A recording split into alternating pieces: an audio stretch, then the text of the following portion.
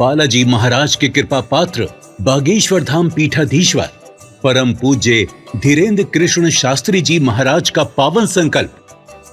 मध्य प्रदेश में छतरपुर के ग्राम गढ़ा में बनेगा विश्व स्तरीय कैंसर अस्पताल एवं रिसर्च सेंटर, जिसकी आधारशिला देश के यशस्वी प्रधानमंत्री नरेंद्र मोदी जी के कर कमलों से रखी जा चुकी है।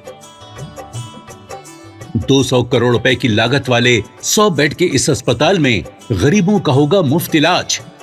ये बहुत बड़ा अवसर है, बहुत बड़ा काम है।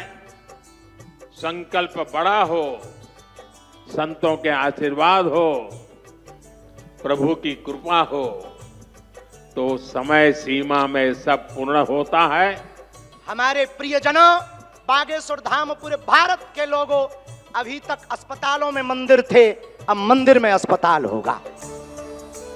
कैंसर हॉस्पिटल निर्माण हेतु सहयोग देकर पुण्य के भागी बने। अकाउंट नेम श्री बागेश्वर जन सेवा समिति, bank name HDFC bank, account number 999108108108, IFSC code HDFC 0000088।